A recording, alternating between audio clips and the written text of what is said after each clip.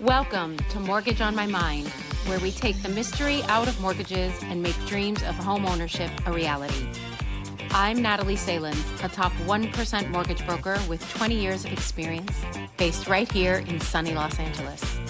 If you've ever wondered about pre-approvals, appraisals, or what loan product is right for you, don't worry, I've got Mortgage on My Mind, so you don't have to.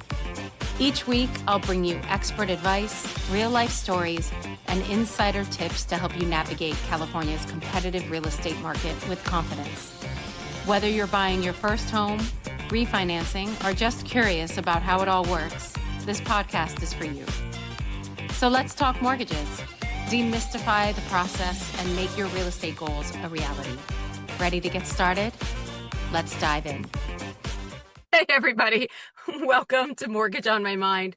I am Natalie Salins, and I am here today with Nick Ahrens. He is a real estate professional with 12 plus years experience, and he is a top performing agent with the Apollo Group at eXp Realty. He has received multiple industry recognitions, including Hall of Fame, Lifetime Achievement, Diamonds Club, Titans Awards, all of it. And he is based in Colorado. Nick also has active real estate experience in Southern California. We were just chatting about it.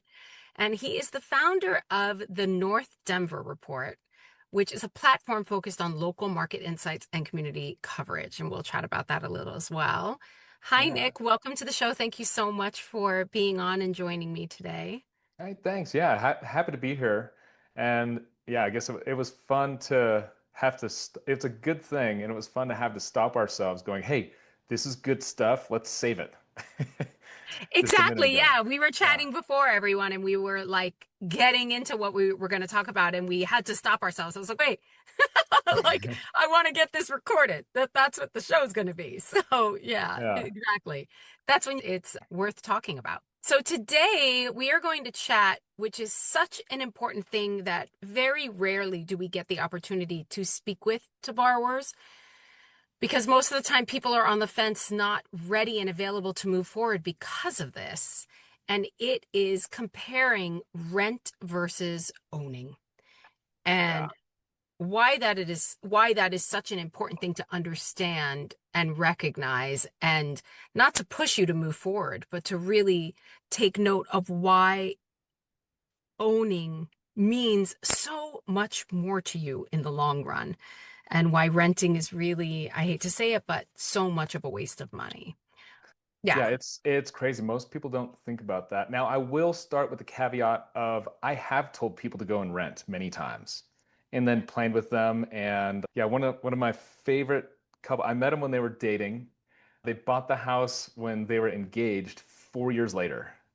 And then they moved four doors down.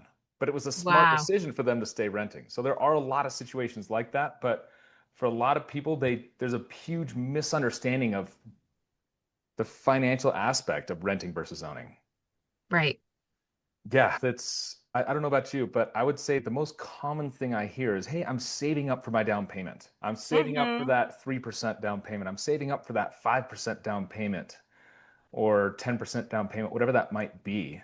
Or a lot of times, actually, it's more than that. Hey, I'm waiting till I get to 20%.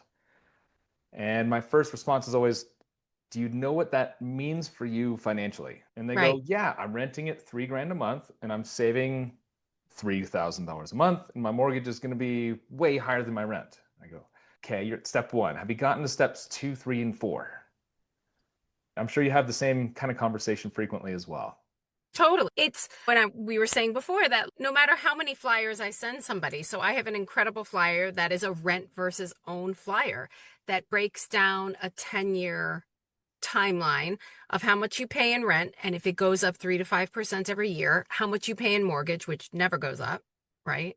The Yep. bottom line of both, how much tax deduction you've gotten back in rebate through the 10 years, how much appreciation you've built, which is the big thing, of course, in Los Angeles and California, and I'm sure also in Colorado, how much equity you've built, and then the bottom lines of all of it. So Mhm. basically, at the end of 10 years, on a minimum, you've lost out on $500,000, like $500,000 on a smaller purchase is what that Yeah, comes out to. Exactly. And most people don't recognize that. Right. Like I live in an area of just north of Denver. It's called Broomfield. Love it there. In that Anthem Highlands baseline communities. And an entry level home there you can get for around 700,000. And most people, like you said, don't understand the appreciation piece. Yeah. So here in Colorado over the last, and I'm going to preface this with I'm a big believer on don't trust numbers on appreciation from just the last 10 years because we had the unicorn COVID times where the Yeah. housing market just went nuts. So I like to be conservative and say, hey, let's take about a 50-year estimate of how much home values go up yearly. I'm a numbers guy, so I can blow through this really quick. Totally. um, Go for it. Tell us. but so I'll do it real quick and Yeah. then try Tell to us make what sense your of it at little the end. speech is. Yeah. Yeah, so if you buy a home at 700,000, the average rate of appreciation, meaning on average homes go up here in Colorado 4.25% year over year. That's a 50-year Great. running average. Super conservative Yeah, in so my, if we just call it 3%, so 3% of 700,000, that same home is likely to be about 21 to $25,000 more expensive next year. So let's go low. Let's say it's even cut that way down, right? Let's say it's, I don't know, $18,000 more expensive. So if someone's saving $2,000 a month for a down payment, they're going to be behind the market. yeah. The only way to get ahead is if they're saving $5,000 to $8,000 a month or more. Otherwise, that Right. entire amount of savings is just going to help them break even. So Yeah. the savings is gone. So imagine you're saving $3,000 a month, or sorry, $2,000 a month. That's a wash. And you're renting for $3,000 a month. So you really spent 3 grand a month gone to pay the same in mortgage. It Right. feels like you're saving 2 grand a month, but based on the numbers we're looking at right now, you've actually wasted three. But we haven't even got into the additional tax savings and money back you'll get from the IRS. Most obviously, talk to an attorney about all that stuff and make sure everything's done the right way for you guys there. But then there's additional tax savings people don't factor in and all kinds of things. So for most, Attack on the property taxes, which is a state write-off, and then you've got your federal taxes for the mortgage interest. Yeah, it's an yeah, interesting. People forget that homes are an asset. That you're not just buying a place that you live in, you are buying an asset that appreciates. And 4.2% seems even, like I said, conservative. In LA, it's 5 to 7% every year. So on 700,000, you're earning 35,000 normally as a baseline extra per year. And what I like to tell people is this, like next year, if that is worth 35,000 more, you now would have to pay 7,000 more in down payment if you're doing 20% down. So now your down payment's getting bigger, plus the closing costs will end up being bigger. Everything is going to end up costing more. And that's what I was saying is on my cost of waiting flyer. So I've got like, I try to inform people as much as possible. People yeah, don't really always listen, it, but you're like, it's a real cost to wait. yeah, It really is because everything is going to cost more as you wait. And most of the time, I will hear from somebody who has waited, who's, you know what, rates are too high. I'm just going to hold off. Talk to you in a year or two. And when they mhm, come back, and that same house that they were looking at that was a million is now 1.1 or 1.15. And they're like, man, I wish I didn't wait. yeah, I know. And I hear this all the time, but let me not hear that from you again next year. exactly. It's everyone wants rates and prices to come down, meaning everyone will jump in the housing market when that happens or if it happens. A lot of people don't. So the two things that I love talking about as well, again, being a kind of a data and numbers junkie here, but I think Totally. it's super important because there's so much money on the line for families that you can build wealth with and live a very comfortable life in a long time from now and have a nest egg just through buying a piece of property and holding on to it. I just think it's really important. But Yeah. the two things are, yeah, if you just buy it and hold it, odds are you're going to be totally fine. And then the second thing I hear is, hey, I can get 10% in the S&P 500. And I go, great, let's look at that. So let's use our $700,000 example again. I've got my calculator pulled up, so if you're driving or listening here. And I Totally. go, okay, if you invest $70,000 in the stock market and you make 10% a year, you're making about $7,000 a year on that. Now, if you invest $70,000 in a home, that means you took a mortgage for $360,000, right? So let's Mm, do that. 700,000. Again, I'm going to add, let's call it just 4%. We're at 728. So you've got $28,000 return for a $70,000 investment. What that means, to simplify it, is if you take that $70,000 and put it into a home, you're likely to get about a 40% return on your money, where the exactly. S&P 500 is going to give you about a 10% if you're lucky. You're also investing So, in something much larger. So yeah, I'll tell people like, look, if you're doing this as an investment and you're buying 500,000 and you talk about what the appreciation is per year to buy 500,000, 5% is 25 grand. But if you invest in a million, 5% is 50 grand. So you're earning double because the thing that you're investing in, the asset itself, is larger. If you're putting your own money into the S&P, that's you're only earning on the money that you've invested into it. Whereas on a home, you're earning on the asset itself, not the investment you made. exactly. And the bank is fronting the money for you, and you Correct. get the return on it. Totally. Yeah.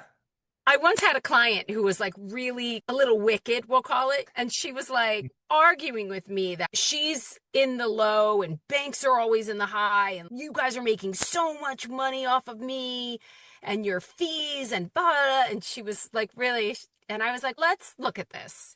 So, yes, we're making interest because we're giving you $1 million to buy this house. And it was like 1.1. She's putting 10% down. So, 100 grand, we're giving her $1 million. And I said, next year when this house is worth 1.2, are we making that 100,000? And she was like, and I go, what do you mean? We're giving you $1 million so you can invest in this massive retirement funds that you will have in 10 years.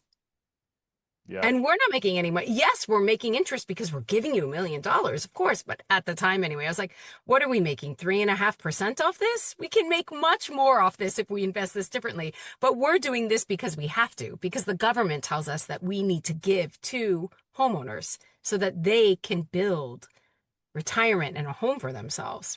And so she was quiet around it after that. But I was like, what are you talking about? Like you, and sure enough, she came to sell and buy something new like 3 or 4 years later. The house was worth 1.5. And I was like, see, you just made $400,000 and all you had to do was live in it. Yep. Can I give you a quick story? Please, Oh that's what man, we're doing here. sorry, a piece of pepper from my lunch just got me. Oh, Yeah. So one of my favorite stories I tell people is and that's just some of the most lovely people I've ever met, Alvin and Mina. They were okay. a young couple. They had saved up a lot. Nobody in their extended family had ever owned a home. And they're like, hey, Nick, we're really concerned about this. We've saved up a nest egg. What do we do with this money? And I said, I want you guys to be set up for success for life. They go, we just want to buy one home, like an entry level single family home with good schools, raise kids, and camp out for 20, 30 years. And, and we started running financial numbers with them. And I talked them into buying a townhome after running the rents there and saying, hey, if you guys buy this townhome for a bunch less money and you can deal with the extra flights of stairs, with the savings you'll have from buying less than what you want, my rent predictions are it's going to be a break even in 3 years, and you're going to have that 5% down payment for the next home in 3 years because you'll Mm, spend less now and you'll save more along the way. Fast forward 3 years, they got the dream home, single level, 1 story, 4 bed, good schools, end of the cul-de-sac, private yard, almost brand new construction. They got to keep their townhome at the same time and rent it out at a break even. I think it was like a $20 a month revenue they were making. So they owned a free home and they bought the dream home. Nobody in their family had ever even bought real estate before. And now Mm, they're real estate investors in their early 30s. right. Now they're in a And situation they get going, to hey, sit. Yeah, yeah, go ahead. they get to Mhm. sit in that and keep growing equity on both properties. Both properties. Now we're in a situation where, most people, when they buy their first home, to where they trade up or move out of state, job relocation, whatever it is, most people are making more money in 7, 8 years from now than they are today. Yeah. So I told them, hey, this is a likely scenario for you. Let's try to not factor it in though in planning this. So they just actually reached out to me about 2 weeks ago, and Nick, I can't thank you enough for this. We don't know what to do. I said, what do you mean? He goes, we might move again for a job relocation. Should we sell one? Should we sell both? Should we keep both? And now we get to actually really build an opportunity for generational wealth through owning multiple pieces of real estate because they scaled back, because they bought less home to start with. And we mapped all this out.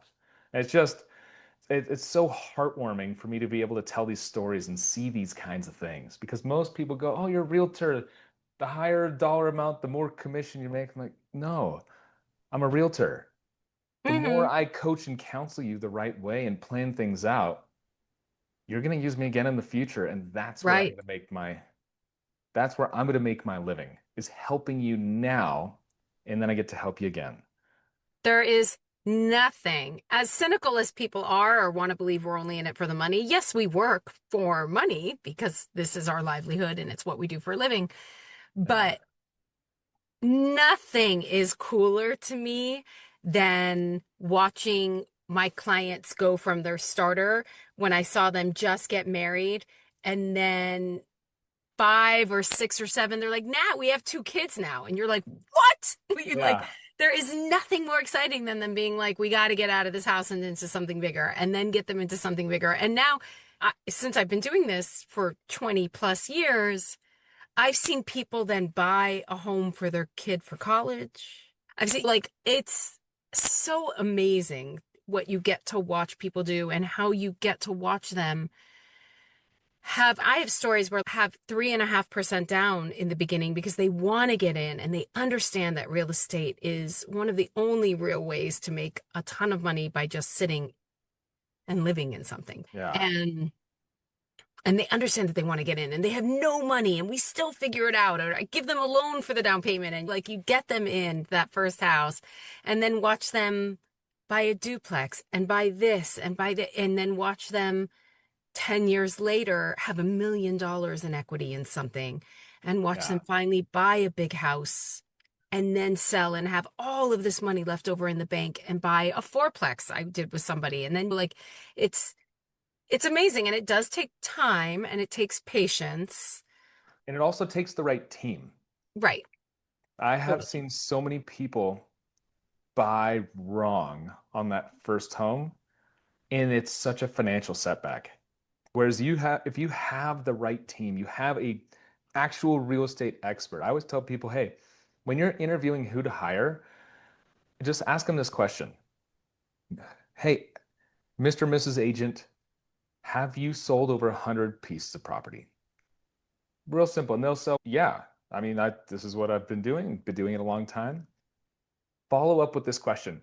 Is that your team or brokerage, or is that you as an individual agent? And if they can answer, yes, that's me as an individual agent, they're going to have most likely the knowledge base to be able to help you purchase right from the beginning to set Right. you up on this path. Right.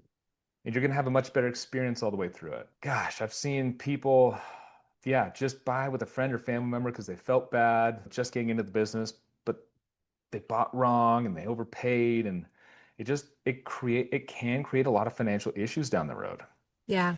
from just not getting good counsel. And Counsel. to the home buyer or seller out there, like here in Colorado, it really makes a difference who you use and who you work with. Cost is going to be about the same. For sure. For Yeah. sure. And as you said, sometimes it is, let's say, more thoughtful to continue renting and figuring it out for yourself. Sometimes it isn't the right move for you to purchase, but it is so worth, because that's a small percentage of time. It's so Yeah. worth it for you to at least have the conversation with people Yeah. and figure out for yourself, you know what? I need to hold for 2 or 3 years. And occasionally that happens where I advise that. Yeah. Here's a question I'll pose to people as well, because a lot of people want to say, Nick, is it a good time to buy or should I wait to buy? And I go, is it a good time to own real estate right now, or is it a bad time to own real estate right now? Right? Yeah. It might not be the right timing for you financially, but odds are, yes, it is a good time to own real estate. So we Yeah. might have to get creative and figure out something for 6 months or 2 years, or in my example, 4 years from now. But is it a bad time to own real estate? It's not. Right. Exactly. Exactly. Yeah. So cool. One last question that I want to ask for me and for the audience is, what is the North Denver report?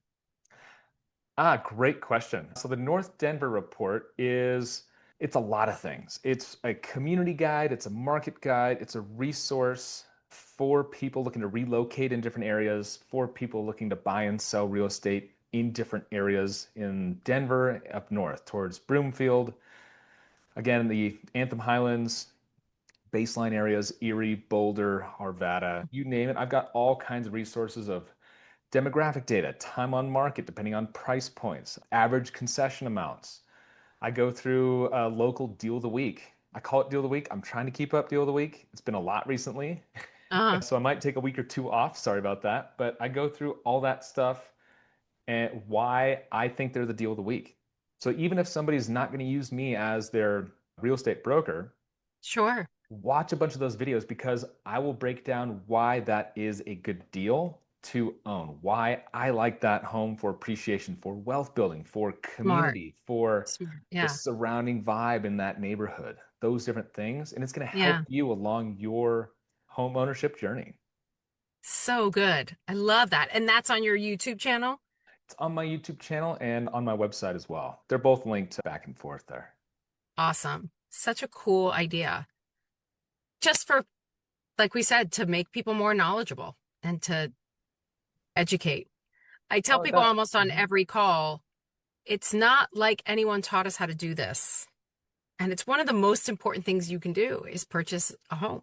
And it's not like anyone really taught us how to do it. Nobody really understands what a mortgage is or how the process works or outlines what an appraisal is. It's not something, these aren't words that people really know or understand unless they're in it. Yeah. How many people know what the word amortization means? Probably Correct. not that many. No, I don't even know a lot of realtors that know. No, I'm kidding. I'm kidding. I don't know if you're kidding about that, but I'm kidding. I'm kidding. Anyway, it was lovely chatting with you today. Thank you so much for joining us. Everyone, Nick has his website. He has his YouTube, Denver Report. The website's Your Anthem Home. He, of course, is on Instagram. We will put all of this information in the below and all. And thank you so much. And I hope to see you all soon. Thank you, Nick, so much for being on with us. yeah, I appreciate it, Natalie. And yeah, obviously we'll be in touch. Yes, absolutely. Absolutely. Bye, everybody. Thanks for listening to Mortgage on My Mind. If you're ready to start your mortgage journey or have any questions, I'd love to help. With 20 years of experience, I make the process as simple and stress-free as possible. Check the show notes for my contact info, and don't forget to subscribe, leave a review, and share this podcast. Until next time, I'm Natalie Salins, here to help make your real estate dreams a reality.